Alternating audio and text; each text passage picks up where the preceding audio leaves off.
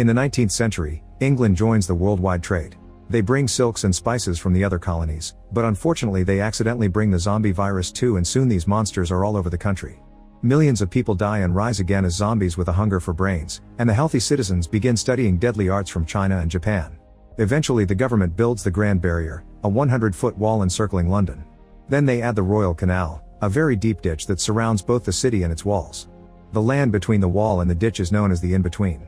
In the Second Battle of Kent, one of the bridges across the canal is breached and the zombies kill all the villagers in the in-between, which drives the king mad. After the battle is over, he orders the destruction of all the bridges except for one. Soon lords and ladies leave London to live in their own fortified estates. One day Colonel Darcy arrives at an estate in Hertfordshire County because he's heard about a bitten person. A guard checks his identity at the entrance and takes him down a tunnel, where a priest looks at his bare body to make sure he isn't bitten. Then he's finally allowed into the house, where Mrs. Featherstone is playing cards with friends. She swears there's nobody bitten here and that no zombies have entered her estate in years. Pretending he wants to play too, Darcy sits at a table and takes out a vial of carrion flies. He releases them into the room while explaining that they can detect rotten flesh.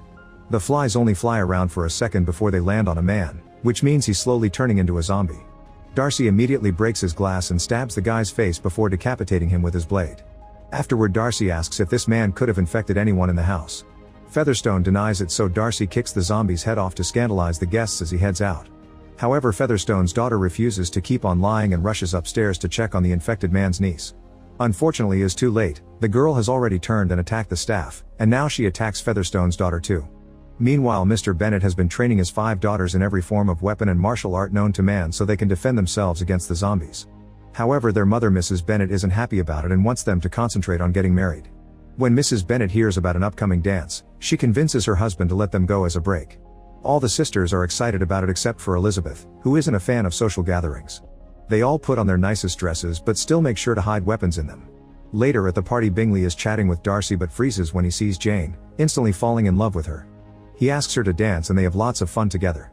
Afterward, Bingley insists Darcy should dance too and tells him to ask Elizabeth, but Darcy says she's tolerable yet not handsome enough to tempt him. Elizabeth hears this and walks away, only to accidentally knock over a bottle and embarrass herself in front of everyone. Once outside, Elizabeth starts crying but is interrupted by Featherstone, who has become a zombie. She can still talk and wants to tell Elizabeth something, however Darcy shoots her in the head first. Hearing the shot, a bunch of people come out to check on them. At that moment another zombie appears and the guards ring a bell to announce an attack. While most guests rush to hide, the Bennet sisters get their weapons out and start fighting the zombies. They fight without mercy, bringing down every creature with accurate strikes of their blades and well-landed kicks. Seeing Elizabeth fight causes Darcy to start feeling attracted to her. Afterward, all the zombie bodies are burned. When the sisters go home, Jane can't stop talking about Bingley while Elizabeth won't stop ranting about Darcy's manners and pride while she trains, which makes her movements and punches much more vicious. The next day Jane gets an invitation to have tea with Bingley. Mrs. Bennet makes her take a horse instead of the coach, that way if it rains she may be asked to stay the night. On her way there, some dogs run by because they're being followed by a zombie. Jane gets ready to shoot, but her horse gets scared and drops her before running away. Then Jane tries to shoot, but her musket backfires and hurts her hand. When the zombie finally attacks her, Jane takes out her knife and fights hand to hand, quickly cutting off the zombie's hands and slashing its legs. Once it falls, she kicks his chest and stomps on his head to kill him. As it begins to rain, Jane notices a zombie mother with an infected baby in her arms coming for her. The next day Elizabeth arrives at Bingley's house. It turns out they found Jane with the flu, so she spent the night there with a fever and Elizabeth came to see her. However, Darcy is worried that Jane may be infected, so while a doctor checks on her, he releases the carrion flies. The little bugs don't react to Jane and Elizabeth easily catches them all. She crushes them in her fist before giving them back to Darcy with a sarcastic comment. Afterward, Jane joins Bingley and his guests, but she turns down their invitation to play cards, saying she prefers to read. An argument ensues over what makes a real woman and Darcy doesn't know if he is impressed or hates it.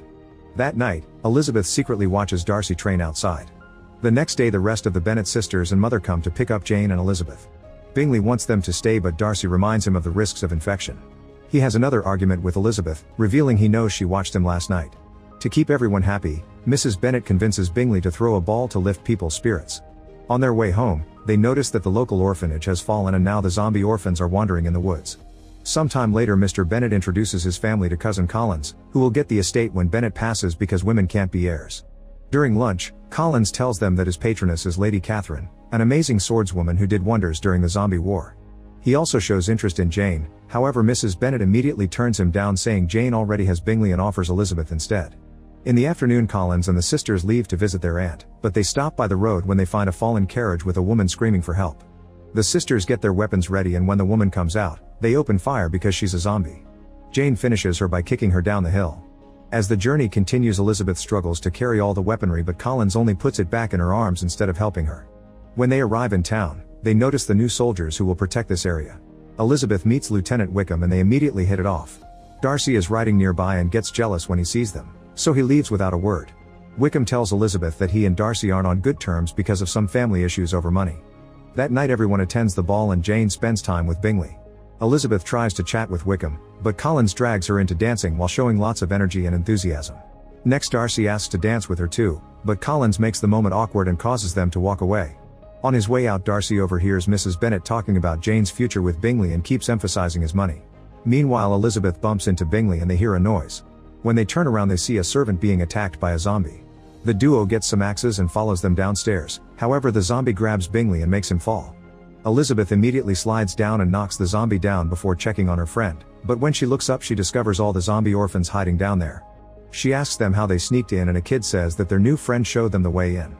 At that moment Darcy arrives and starts fighting the zombies, quickly defeating them all with fast slashes of his blade and the help of a kitchen knife.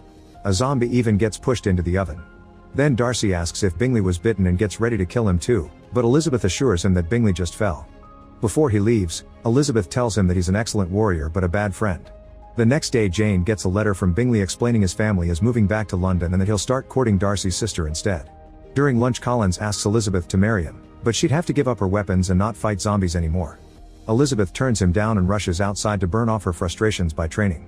Her mother scolds her for turning down such an important proposal, but her father respects her decision. Elizabeth hugs her dad to thank him, but her mom keeps on nagging, so she runs into the woods to find some peace. In the forest, Elizabeth notices a bunch of birds flying above 4 men with top hats. She's then approached by Wickham, and when she turns around, the 4 men are gone. Wickham says he didn't see anything before inviting her to a special place. Moments later they arrive at a church where a priest is reading a sermon. When the crowd turns around, Elizabeth is shocked to see they're all zombies. Wickham stops her from grabbing her weapons and they watch the priest feed them pig's brains. It turns out infected people don't fully transform into zombies if they don't eat human brains, and Wickham thinks this is the key to reaching an understanding between zombies and humans. Elizabeth agrees and points out they should take the idea to the crown. However, Wickham explains the war almost bankrupted the country, so he has nobody to go to for help. Sometime later, a friend of Elizabeth's tells her she's engaged to Collins and asks her to come as her chaperone to meet the in-laws. At Collins' estate, Elizabeth is amused by a picture showing Catherine killing Lucifer. There's also a painting of the 4 horsemen of the zombie apocalypse, who are said to appear when the end is near. Elizabeth realizes they're the men she saw in the woods.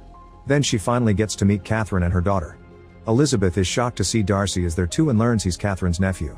Soon Wickham also arrives because Elizabeth invited him so he could ask for the money he needs for his plan. Catherine thinks that the idea of befriending zombies is ridiculous and they would never listen to a leader, but Collins points out that the Bible says the Antichrist will lead the undead. Darcy supports Catherine's opinion and gets angry when Wickham mentions his father, so he makes the guards kick him out. Elizabeth tells Darcy that he's as unfeeling as the undead. That night Darcy spends lots of time outside training to deal with his anger. Elizabeth can't sleep because her friend snores and goes for a walk in the gardens, where she finds Wickham. He's come to tell her that Darcy made the Bingley family leave by telling them that Jane is only after their money. Wickham also asks Elizabeth to run away together, but she turns him down. Before leaving, Wickham reminds her that the day of reckoning is coming. The next day Darcy tells Elizabeth that he considers her inferior but he's still attracted to her, so he asks her to marry him. Elizabeth turns him down and calls him out for what he did to Jane and Bingley, only for Darcy to defend his meddling. A furious Elizabeth kicks him and throws a bunch of objects at him before attacking him with a poker. He quickly defends himself and they end up in a compromising position on the table. Their argument turns into a full fight and they exchange a bunch of blows before they end up in another awkward position. When Elizabeth says she'll never marry him, Darcy finally leaves and she ends up having a breakdown. Later Elizabeth receives a letter from Darcy explaining himself. He says he didn't intend to hurt Jane, he only sent Bingley away to protect him from Mrs. Bennet. He also explains that he had to kill his own father when he became a zombie, but he still gave Wickham the money that was promised to him. However, Wickham kept coming back for more and got offended because Darcy wouldn't pay.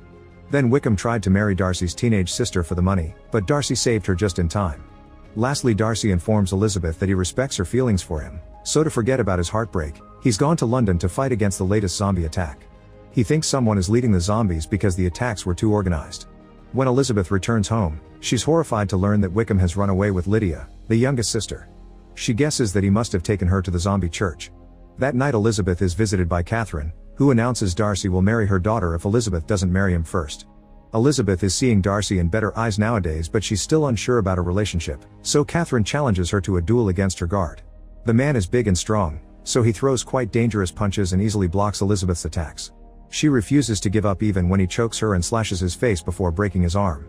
With an excellent kick, she throws him against a beam that breaks and causes part of the ceiling to drop on him. Catherine corners Elizabeth with her swords but admits she respects her resolve. At that moment Mr. Bennet enters the room to forbid Elizabeth from rescuing her sister because it's too dangerous. Jane volunteers to help, but Elizabeth doesn't want her to come because she wants her to protect the family. Catherine then offers to take care of the Bennets and her estate so Jane and Elizabeth can leave. When the duo reaches the bridge, the soldiers block them and inform them they've set up lots of explosives. The bridge will be blown up tomorrow at dawn to stop the zombie horde in London from invading the rest of the country. The sisters ignore them and continue to move forward. Meanwhile, Bingley is on the battlefield and throws a bomb at the zombies trapped in a trench, but when he's about to leave, a creature grabs him by his scarf. Luckily, Jane arrives just in time to cut the scarf and push him away from the explosion. Nearby, Darcy kills another zombie with his sword, only to find a bunch of undead hands reaching up from the ground. A huge zombie is about to attack him from behind, however Elizabeth kills it first with an axe. She explains they're standing on a zombie graveyard, so they start stabbing the ground to kill the awakening bodies. Afterward, Elizabeth tells him about her sister being at the church, and Darcy has to inform her that the building was burned down 5 days ago, so her sister is probably dead. When Darcy leaves, it's revealed he was lying. He told Elizabeth that the church was down to keep her away from danger, but the building is actually fine. He sneaks around the church and sees the 4 horsemen of the apocalypse guiding a horde of zombies. Meanwhile, Elizabeth notices Bingley keeps looking at the road that goes to the church and not at the bridge where he's supposed to oversee the detonation. This makes her realize that Darcy lied, and she immediately leaves on her horse. In the military camp, a man discovers that someone has stolen all the brains from the dead soldiers. Back to Darcy, he enters the church through a back door and finds Lydia chained up. On a wall he discovers Wickham's plans to attack London with the zombies. At that moment Wickham shows up and Darcy offers him money in exchange for Lydia, but Wickham turns it down and opens fire. The bullet hits a gate and the noise alerts the horde, who immediately burst into the room. It turns out Darcy fed them the soldier brains to make them violent. While Wickham tries to defend himself, Darcy breaks the chain to rescue Lydia. At the same time, his horse pulls the bars from the window so his master can escape. Once outside, Darcy puts Lydia on his horse and sends her to the bridge. Then he brings down a couple of zombies before he's confronted by Wickham, so a sword duel ensues while the zombies run out of the church. In the distance, Elizabeth continues to ride and stares at London burning in horror. At that moment she sees Lydia and calls her name, but she isn't hurt. The zombie horde appears behind her and Elizabeth takes out her sword to cross it. Lydia makes it to the bridge right before they start getting ready for detonation. Back at the church, the men continue to fight and Darcy manages to stab his opponent. However, Wickham is fine because he's been undead all along and has repressed his urge for brains thanks to his hate for Darcy. Wickham explains the 4 horsemen have risen from hell and he's the Antichrist that will lead them. He starts choking Darcy and gets ready to decapitate him, only for Elizabeth to stop him by cutting off his arm and trampling him with her horse. Afterward, the couple rides away on Elizabeth's horse while the zombie horde chases after them. They make it to the bridge right as the soldiers activate the bombs and the sisters think Elizabeth is getting killed by the resulting explosions. However, when the smoke clears, Elizabeth is crawling on the rubble. She finds Darcy's unconscious body near her and cries as she kisses him and says she loves him. A few days later, Bingley asks Jane to marry him and she obviously says yes. Darcy wakes up from his coma and tells Elizabeth he heard her on the bridge. He proposes to her and she says yes before they kiss. The couples get married together and Collins officiates. Everyone is happy until they see Wickham approach with a zombie horde. Make sure to subscribe and turn on notifications so you can watch more videos like this. Thanks for watching.